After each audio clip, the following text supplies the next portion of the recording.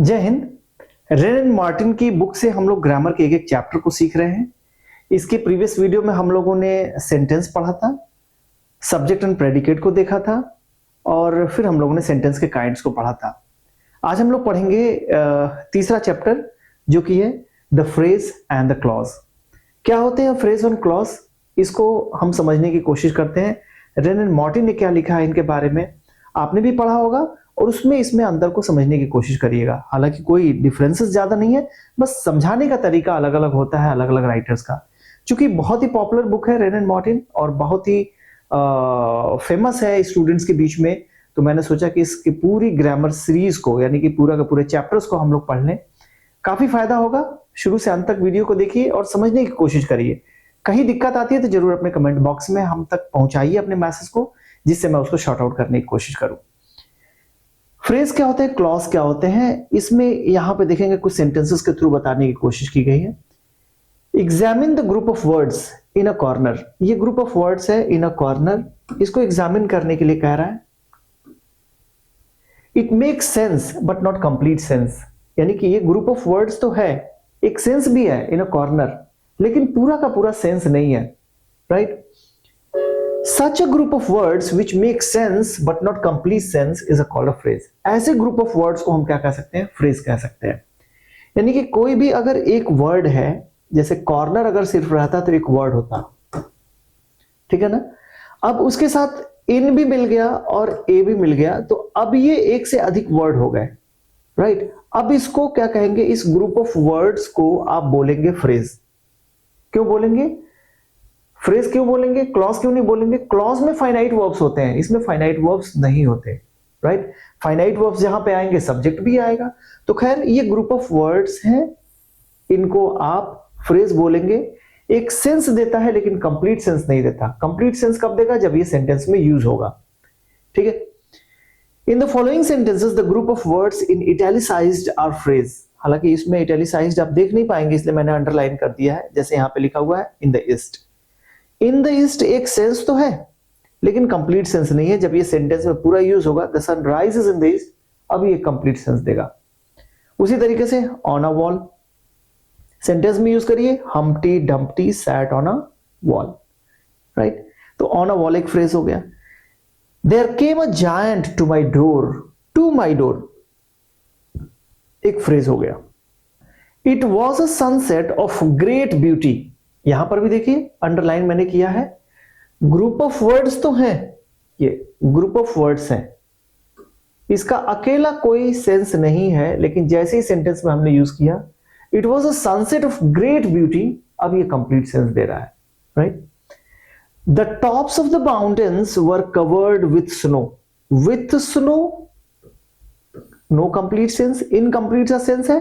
Sentence में हमने use किया the tops of the mountains were covered with snow, अब ये कंप्लीट सेंस दे रहा है, right. Show me how to do it, to do it group of word है। ग्रुप ऑफ वर्ड्स को आप फ्रेज कह सकते हैं जब तक कि उसमें कोई फाइनाइट वर्ब ना हो। खैर इसको हम बोलेंगे phrase, show me how to do it. इसको हमने सेंटेंस में यूज कर दिया, अब एक कंप्लीट सेंस आ रहा है। तो हमने देखा कि फ्रेज क्या है, एक ग्रुप ऑफ वर्ड्स है जिनका कोई एक कंप्लीट सेंस नहीं होता। सेंस तो होता है, कंप्लीट सेंस नहीं होता। कंप्लीट सेंस कब देता है, जब हम उनको सेंटेंस में यूज कर लेते हैं। Now examine the group of words in italics in the following sentences. यहां पे देखिए, he has a chain of gold, of gold, इसको आप फ्रेज बोलेंगे, डेफिनेटली बोलेंगे। He has a chain which is made of gold, यहां पर भी ऑफ गोल्ड है, लेकिन अब ये अंडरलाइन किया which is made of gold. अब यहां पे आप देखेंगे इसमें एक फाइनाइट वर्ब है, ठीक है ना, और इसमें एक सब्जेक्ट भी है विच रिलेट कर रहा है किसको, चेन को, ठीक है। तो इसको रिलेटिव प्रोनाउन भी बोलते हैं क्योंकि ये बार बार ये नाउन के रिपीटिशन को रोक देता है। तो विच रेफर कर रहा है चेन को, chain is made of gold. तो अब इसमें चूंकि फाइनाइट वर्ब हो गया, इसका एक सब्जेक्ट भी हो गया, तो अब इसमें सब्जेक्ट हो गया और फाइनाइट वर्ब हो गया। तो ये पूरा का पूरा एक सेंटेंस, लेकिन ये एक सेंटेंस का पार्ट हो गया जिसमें सब्जेक्ट भी है और वर्ब भी है। अब ये क्या कहलाएगा, क्लॉज कहलाएगा, ठीक है ना। यहां पर ये क्या कहलाएगा, ऑफ गोल्ड, ये एक फ्रेज कहलाएगा क्योंकि इसमें कोई फाइनाइट वर्ब नहीं है, राइट। तो इन दोनों में डिफरेंसेस को देखें। We recognise the first group of words as a phrase, यहां पे इस ग्रुप ऑफ वर्ड्स को आप फ्रेज बोलेंगे, ये चीजें यहां पे लिखी जा रही हैं. And the second group of words unlike the phrase of gold मतलब उसकी तरह नहीं है जैसे कि ऑफ गोल्ड आपने देखा था फ्रेज, राइट. तो उस तरीके से नहीं है. इसमें क्या डिफरेंस है? कंटेन्स अ सब्जेक्ट विच, यहां पे विच एक सब्जेक्ट है and predicate is made of gold. ठीक है. तो चूंकि इसमें सब्जेक्ट और प्रेडिकेट दोनों सेक्शन है इसलिए हम इसको क्या बोलेंगे? क्लॉज बोलेंगे. इतनी बातें क्लियर हो गई? चलिए आगे चलते हैं. Such a group of words which forms part of a sentence and contains a subject and a predicate is called a clause. यही चीज बताया. यानी कि ऐसे ग्रुप ऑफ वर्ड्स फ्रेज भी है, ग्रुप ऑफ वर्ड्स क्लॉज भी है, दोनों पार्ट्स ऑफ सेंटेंस भी हैं. डिफरेंस क्या है? क्लॉज में आपका एक फाइनाइट वर्ब है और फ्रेज में फाइनाइट वर्ब नहीं है. तो ये कह रहा है such a group of words which forms part of a sentence and contains a subject and a predicate is called a clause. तो पार्ट ऑफ सेंटेंस हो जिसमें एक सब्जेक्ट भी है और प्रेडिकेट वाला सेक्शन भी है उसी को आप क्लॉज बोलेंगे. ठीक है. In the following sentences the group of words in italicised और क्लॉजेस. यहां पे देखिए people who pay their debts, ये जो है ना हु पे देयर डेब्ट्स, ये क्या है? एक क्लॉज है जो किसको डिफाइन कर रहा है? पीपल को डिफाइन कर रहा है. पीपल क्या है? एक पार्ट्स ऑफ स्पीच है. आप इसको बोल सकते हो नाउन. ठीक है, नाउन है और नाउन को जो कोई डिफाइन कर रहा है तो इसलिए क्लॉज का नाम हो जाएगा एडजेक्टिव क्लॉज. हालांकि हम अभी इसमें डिटेल्स में नहीं जा रहे हैं. जैसे जैसे हम लोग अलग अलग चैप्टर्स को पढ़ते जाएंगे उसमें और भी डिटेल्स में ये सारी चीजें आती जाएंगी. We can not start while it is raining. ये व्हाइल इट इज रेनिंग जो है ये क्या है? एक क्लॉज है जिसमें यहां पे देखिए एक फाइनाइट वर्ब है. ठीक है ना, is raining. I think that you have made a mistake. ये पूरा का पूरा सेंटेंस, लेकिन ये जो है इसका पार्ट जिसमें एक सब्जेक्ट है और फाइनाइट वर्ब है. You have made a mistake. ठीक है. तो आई होप इतने शॉर्ट में आपको फ्रेज और क्लॉज क्लियर हो गया होगा. ठीक है. आगे एक्सरसाइजेस में इन सारी चीजों को और क्लियर करेंगे. नेक्स्ट चैप्टर है हमारा parts of speech. Parts of speech बोलते किसको है पहले इसको जाने. अक्सर बच्चों को पार्ट्स ऑफ स्पीच ही नहीं पता होता. पार्ट्स ऑफ स्पीच होते क्या है? पार्ट्स ऑफ स्पीच क्या है? ये words exactly words are divided into different kinds of classes. ये जो इतने सारे वर्ड्स जो है आप अपने बुक्स में जो पढ़ते हैं जिसको अरेंज किया जाता है, सेंटेंस बनाया जाता है, तो सेंटेंस तो वर्ड से ही बनते हैं ना. तो ये जो वर्ड्स जो होते हैं words are divided into different kinds of classes. अलग अलग क्लास में उनको बांट दिया गया है. कैसे बांटा गया? उनके फंक्शन के आधार पे. जो वर्ड जैसा फंक्शन करता है, जिस तरीके से उस सेंटेंस में अपना काम करता है, उसके वो फंक्शन के बेस पे हमने वर्ड्स को अलग अलग क्लासेस में कैटेगराइज कर दिया है जिसको हम पार्ट्स ऑफ स्पीच के नाम से जानते हैं. ठीक है. Called parts of speech according to their use, that is according to the work they do in sentences. जिस तरीके से वो काम करते हैं सेंटेंसेस में तो उनके काम के आधार पे उनका नाम रख दिया गया. ठीक है. The parts of speech are 8 in number. ये सारे चीजें आप जानते होंगे. Noun, adjective, pronoun, verb, adverb, preposition, conjunction, interjection. ठीक है. तो ये सारे पार्ट्स ऑफ स्पीच हैं. क्या है parts of speech? Parts of speech ये वर्ड्स हैं, वर्ड्स के नाम हैं. ठीक है. जिनको उनके फंक्शन के आधार पे, उनके काम के बेस पे कैटेगराइज कर दिया गया है, उनका नॉमेनक्लेचर कर दिया गया है, उनको कहते हैं हम पार्ट्स ऑफ स्पीच. अब एक एक करके डिफाइन किया गया है बहुत थोड़े से में. A noun is a word used as the name of a person, place और थिंग. यही चीज तो हम लोग पढ़ते चले आ रहे हैं. Noun is the name of person, place और थिंग. तो किसी का नाम होता है, किसी पर्सन का नाम हो सकता है, प्लेस का नाम हो सकता है, थिंग्स का नाम हो सकता है. ठीक है. अभी थिंग्स को भी और डिफाइन करेगा. थिंग्स का मतलब हम लोग यही चीज जानते हैं जो चीज हम लोग टच कर सकते हैं, देख सकते हैं. ठीक है. इसी को जानते हैं, लेकिन अभी इसका बहुत ज्यादा डेप्थ है. Akbar was a great king. इसमें अकबर क्या है? एक नाउन है. ठीक है. Kolkata is on the Hooghly. अब देखो यहां पे कोलकाता भी नाउन है, यहां पे हुगली भी एक नाउन है. The rose smells sweet. यहां पे रोज क्या है? ये नाउन है. The sun shines bright. यहां पे सन जो है ये क्या है? नाउन है. हिज करेज वन हिम ऑनर. यहां पे करेज जो है वो नाउन है. तो यहां पे रोज तो यहां पे किसी थिंग्स का नाम हो गया. चलो यहां पे भी थिंग्स का नाम हो गया. ये भी थिंग्स की कैटेगरी में आता है, करेज. अब किस तरीके से थिंग्स की कैटेगरी में आता है, आइए और डिटेल्स में इसको देखते हैं. The word thing includes all objects that we can see, here, taste, touch. यहां पे जो थिंग्स जो हम इंक्लूड करते हैं, थिंग्स का मतलब ऐसी चीजें नहीं जो कॉपी पेन, जो चीजें हम टच कर सकते हैं, सिर्फ उतने ही को नहीं बोलेंगे. उन क्या बोलेंगे, all objects that we can see, जिनको आप देख सकते हो, इवन जिसको आप सुन सकते हो, टेस्ट कर सकते हैं, टच कर सकते हैं या स्मेल कर सकते हैं. ये आप देखिए, ये सारे आपके सेंस ऑर्गन हैं. ये जितने भी सेंस ऑर्गन से जो चीजें आप परसीव कर सकते हैं, उन सबको आप थिंग्स की कैटेगरी में रखेंगे. Second, something that we can think of, जिसके बारे में आप सोच सके, think of, but can not perceive by the senses, लेकिन सेंस से परसीव ना कर सके, उनको भी आप थिंग्स की कैटेगरी में रखेंगे. ठीक है, दो चीजें यहां पे. Things includes number 1 all objects that we can see, here, taste, touch और smell. Number 2 something that we can think of but can not perceive by the sense, जो इन सेंसेस से आप परसीव ना कर सके, उनको भी आप थिंग्स की कैटेगरी में रखेंगे. अब यहां पे अगर ये चीजें समझ में आ गई तो आगे चलिए, ये देखिए क्या ये चीजें यहां पे, एक्सक्यूज मी, यहां पे अभी जो आपने पढ़ा, क्या वो थिंग्स की कैटेगरी में आएगा? हिज करेज वन हिम ऑनर, हिज करेज. तो करेज, क्या इसको आप देख सकते हैं, सुन सकते हैं? क्या अपने सेंस ऑर्गन से इसको परसीव कर सकते हैं? करेज को देख सकते हैं आप, सुन सकते हैं, स्मेल कर सकते हैं? इसको तो आप अपने सेंस ऑर्गन से परसीव नहीं कर सकते, लेकिन इसको आप क्या कर सकते हैं? That you can think of.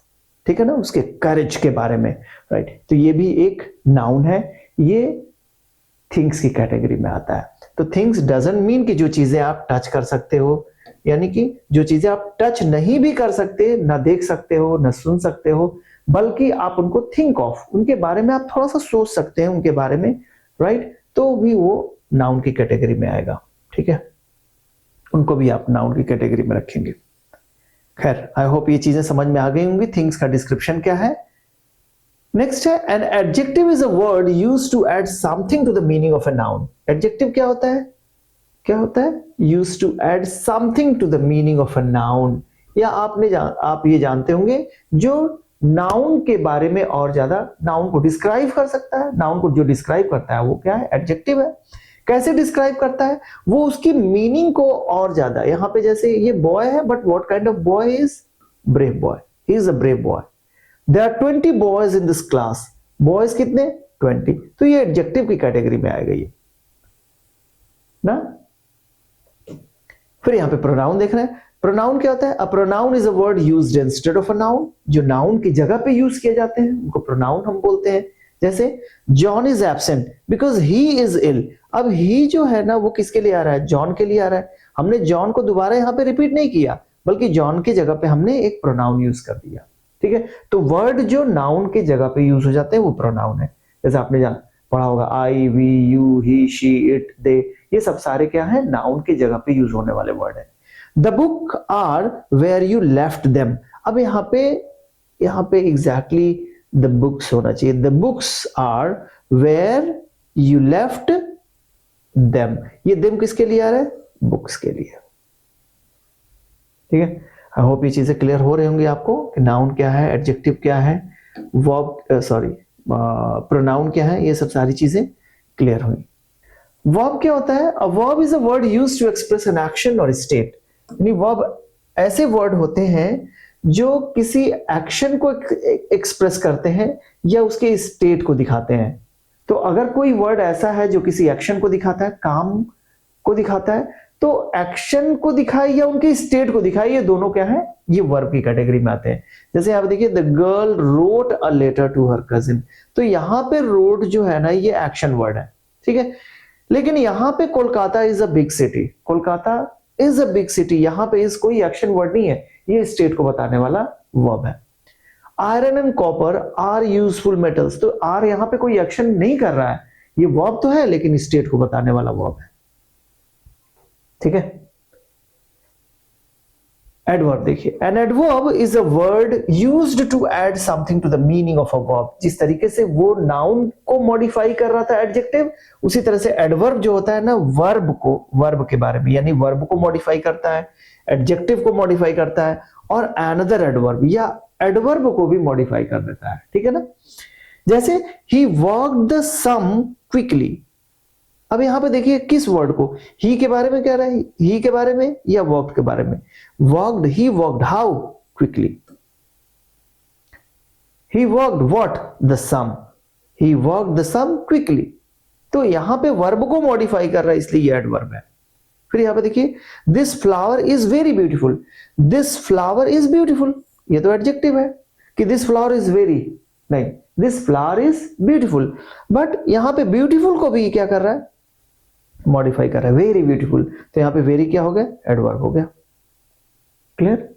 She pronounce the word quite correctly. अब यहां पे देखोगे, यहां पे ये जो सेंटेंस बनेगा, she pronounce the word correctly, but how much correctly, quite correctly. तो यहां पे जो है ना, क्वाइट जो है ये करेक्टली एडवर्ब तो है ऑलरेडी, क्योंकि वो प्रोनाउंस कैसा करता है, she pronounced the word, she pronounced, how did she pronounce, correctly, ठीक है ना। लेकिन ये करेक्टली एडवर्ब है। अब एडवर्ब ही एडवर्ब को मॉडिफाई कर रहा है, ये भी एडवर्ब है। तो यहां पे क्वाइट भी एडवर्ब और करेक्टली भी एडवर्ब। तो यहां पे एडवर्ब भी एडवर्ब को मॉडिफाई करता है, एडवर्ब एडजेक्टिव को भी मॉडिफाई करता है, एडवर्ब वर्ब को भी मॉडिफाई करता है, ठीक है ना। तो इतना सारा फंक्शन है एडवर्ब का। आगे बहुत अच्छी चीज है, अभी बहुत सारे लेसन्स आपको सीखने को मिलेंगे कि वर्ड को जो है ना, हम ऐसे पहचान नहीं सकते, वो देख के आप नहीं बता सकते कि वो कौन सा पार्ट्स ऑफ स्पीच है, जब तक कि उसको सेंटेंस में हम यूज ना कर लें, ठीक है। नेक्स्ट है प्रेपोजिशन। क्या होता है preposition? A preposition is a word used with a noun और a pronoun to show how the person और thing denoted by the noun और pronoun stands in relation to something else. यानी कहने का मतलब यह है कि जब भी प्रेपोजिशन हम लिखते हैं, तो प्रेपोजिशन के बाद एक नाउन को या प्रोनाउन को एज एन ऑब्जेक्ट हम यूज करते हैं।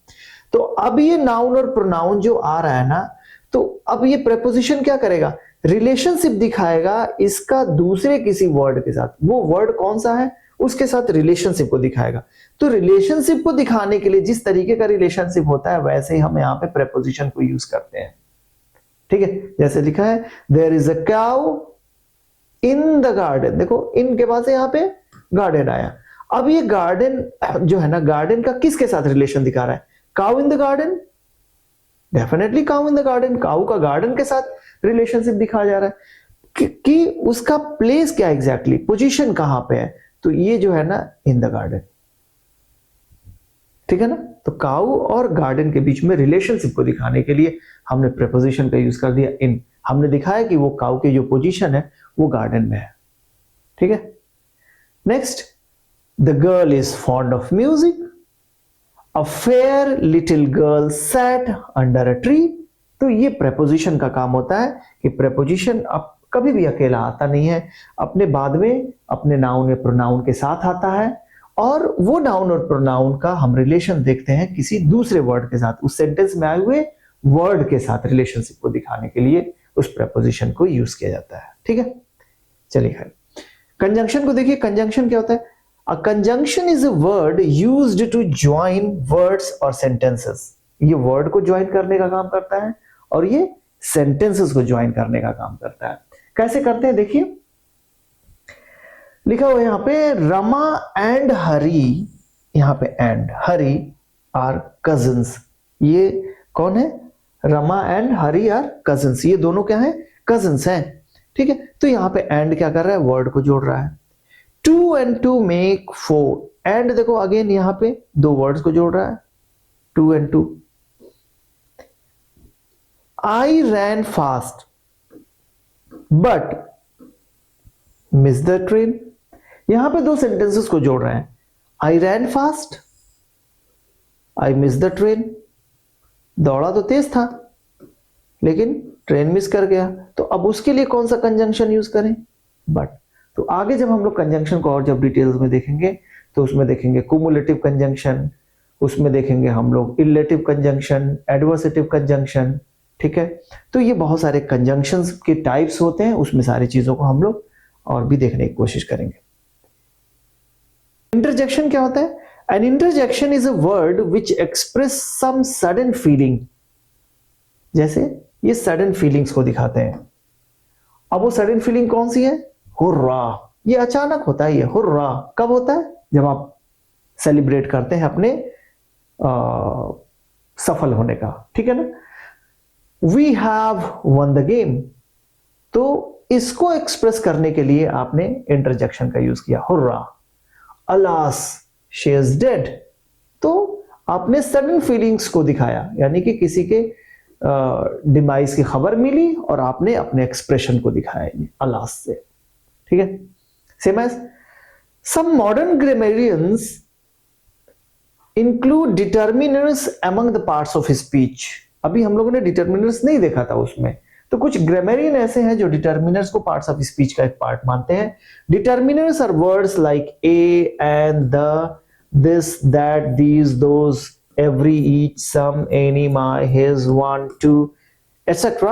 which determine or limit the meaning of the noun. जो किसको लिमिट करते हैं? किसको लिमिट करते हैं? नाउन को लिमिट करते हैं। यानी कि जो भी डिटर्मिनर्स हम सेंटेंस में यूज करते हैं वो नाउन को डिटरमिन करने के लिए यूज किया था। कैसे डिटरमिन करेंगे? वो फिक्स कर देंगे उसकी मीनिंग को, या दूसरी चीज उनके क्वांटिटी या नंबर्स को बता देंगे, ठीक है। जैसे ये जो है ना, ये दिस, ये पॉइंट आउट करेगा। जैसे मैंने कहा दिस पेन, तो ये पेन को इंडिकेट कर रहा है, इसी पेन के बारे में, राइट। इसको फिक्स कर दिया। तो यहां पे जो है दिस जो यूज कर रहे हैं ना, वो एक डिटर्मिनर के रूप में यूज हो जाएगा। तो ये जितने भी वर्ड्स हैं सबके सब नाउन के साथ ही यूज किए जाते हैं, ठीक है। आगे देखेंगे विच डिटर्मिन और limit the meaning of the noun that follow, जो उसके बाद में आते हैं, ठीक है। In this book, as in many traditional grammars, all determiners except a and the are classed among adjectives. आगे भी देखेंगे, इनको सिर्फ छोड़ के, इनको आर्टिकल की कैटेगरी में रख लेते हैं, a and the, ठीक है। आर्टिकल अलग से हम लोग देख लेंगे। दूसरी चीज, ये जितने भी वर्ड्स हैं वो सारे के सारे कहीं ना कहीं एडजेक्टिव्स की कैटेगरी में आते हैं। जैसे अगर आप दिस और दैट को देखेंगे तो इसको हम डिमॉन्स्ट्रेटिव एडजेक्टिव्स देख लेते हैं, ठीक है ना। दीज और दोज भी उसमें आ जाते हैं, ठीक। फिर उसके बाद से ईच, एवरी, ये सब सारे आ जाते हैं आपके डिस्ट्रीब्यूटिव डिटर्मिनर्स में आ जाते हैं, राइट। क्वांटिफायर्स में भी यूज कर लिए जाते हैं, पॉसेसिव एडजेक्टिव में यूज कर लिए जाते हैं, ठीक है। ऑर्डिनल, कॉर्डिनल नंबर में भी यूज कर लेते हैं, यानी कि ये सारे एडजेक्टिव्स में भी रखे जाते हैं। एग्जैक्टली वही चीज यहाँ पे कहा जा रहा है, क्लास्ड अमंग एडजेक्टिव्स। तो एडजेक्टिव्स का एक क्लास जो है उसमें इन सारे वर्ड्स को भी हम पढ़ लेते हैं, ठीक है।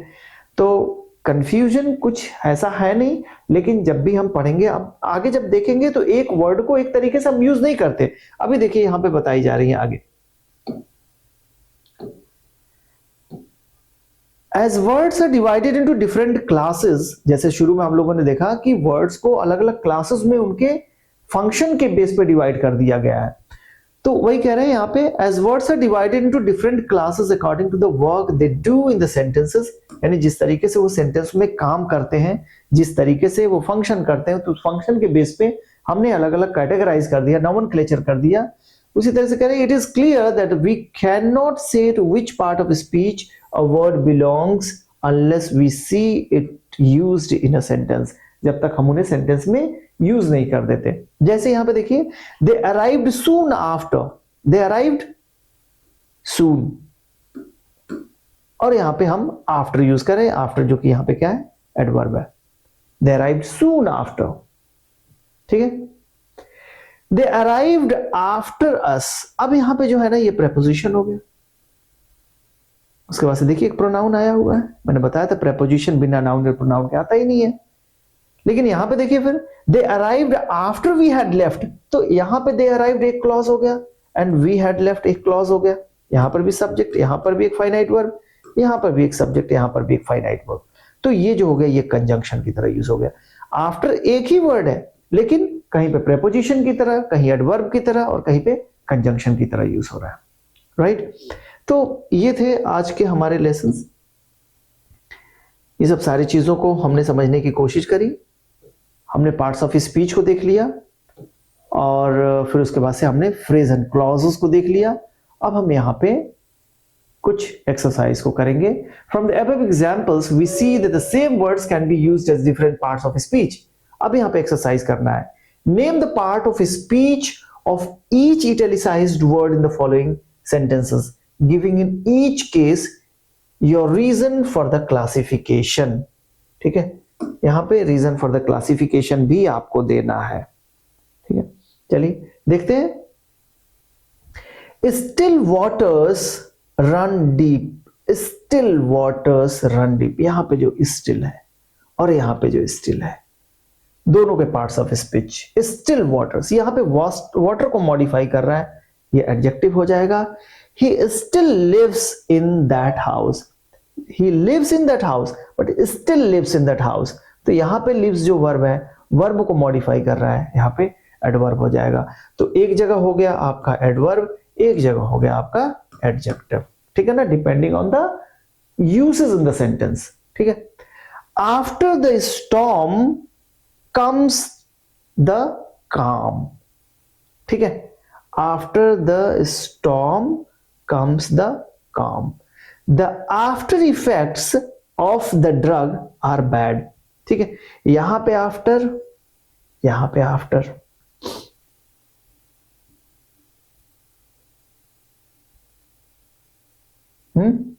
आफ्टर द स्टॉर्म, ये आफ्टर जो है प्रेपोजिशन हो गया. यहां पे आफ्टर, आफ्टर क्या हो गया, यहां पे एडजेक्टिव हो गया. आफ्टर इफेक्ट्स, इफेक्ट्स नाउन है. The after effects of the drug are bad.